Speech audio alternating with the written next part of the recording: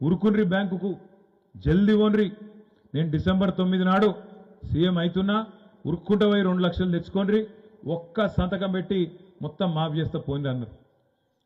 కేసీఆర్ రైతు బంధు 10,000 ఇస్తుండు నేను 15,000 ఇస్తా 15 రోజులు ఆగుమన్నారు.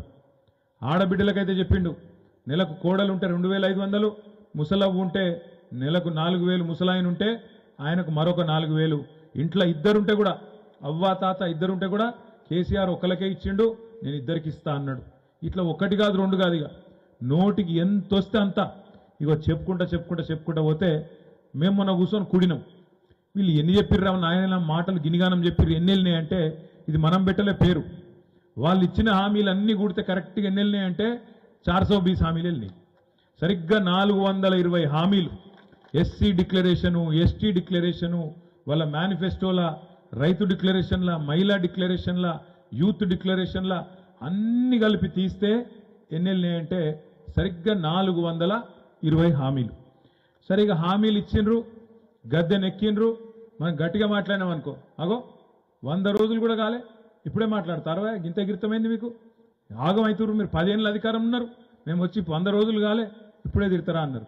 మనం తిట్టలేదు కొట్టలేదు మనం ఏం అనలేదు. ఏమన్నాం అయ్యా రేవంత్ రెడ్డి నువ్వే చెప్తీవి కదా ఏమన్నావు నువ్వు డిసెంబర్ 9 నాడు సంతకం పెడతా 2 లక్షల లోన్ మాఫీ చేస్తా నువ్వు నమ్మి మా గిరిజన సోదరులు మా గిరిజన రైతులు దళిత రైతులు బీసీ రైతులు రైతులందరూ పోయి ఉరికి తెచ్చుకున్నారు లోన్లు తెచ్చుకున్న పాపానికి వాళ్ళు అడుగుతున్నారు. ఇవాళ డిసెంబర్ 9 వాయే జనవరి 9 వాయే ఫిబ్రవరి 9 వాయే ఈరోజు ఏమిటిది మార్చి 9 4వ నెలలో పడ్డది. మరి 4 నెలల కనీసం అడగద్దా గుర్తు చేయొద్దా ఏమైనా రేవంత్ రెడ్డి బగ్గ నరికితే ఏమాయనంటే మళ్ళా అంటాడు అగో నేను కూర్చోలేదు కుర్చీ చదువుకోలేదు ఆ చెంప ఈ చెంప వాయిస్తుండ్రు ఇంత తొందర ఎందుకు మీకు అంటాడు. సరే యాదైతే చేయాలిగా చేస్తున్నా. ఇంకొక మాట అడుగుతున్నా మీరు గుర్తు తెచ్చుకోండి. ఏం మాటలు చెప్పిన మా ఆడబిడ్డలకి కళ్యాణ లక్ష్మి కేసీఆర్ 1,00,000 ఇస్తుండు నేను మీదికెళ్ళి తులం బంగారం ఇస్తా అన్నాడు.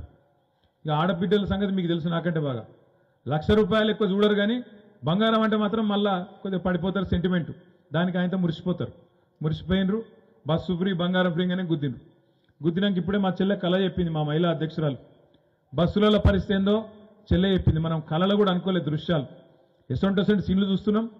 డ్రైవర్ సీట్లకి వెళ్ళి ఎక్కుతుర్రు కిటికీలకి వెళ్ళి దుక్కుతుర్రు ఫుట్బోర్డు పట్టుకొని వెళ్ళాడుతుర్రు. ఏందమ్మా అంటే మొత్తం ఫ్రీ బస్సు అదో కొత్త మోజు. ఓదిక్కేమో జుట్లు పట్టుకొని కొట్టుకుంటాను చెప్పులు పట్టుకొని కొట్టుకుంటాను మగవాళ్ళేమో వాళ్ళు టికెట్ కొనుక్కున్న వాళ్ళు వాళ్ళు తిడతాను అరే మాకు సీట్ లేదు కొనుక్కున్న వాళ్ళు కానీ వాళ్ళు తిట్టవట్రి. యువతల ఆటో వాళ్ళు వీళ్ళు లొల్లి పెట్టవట్రి. మా కొంప ఊచుకున్నాడు మార్పు అని మేమే గుద్దితే అంత మా కొంప ఊచుకున్నాడని ఆటోలు తిట్టవట్రి. అంటే ఆలోచన లేకుండా ఆగమాగం చేస్తే ఇటువంటి ఫలితాలు ఉంటాయి.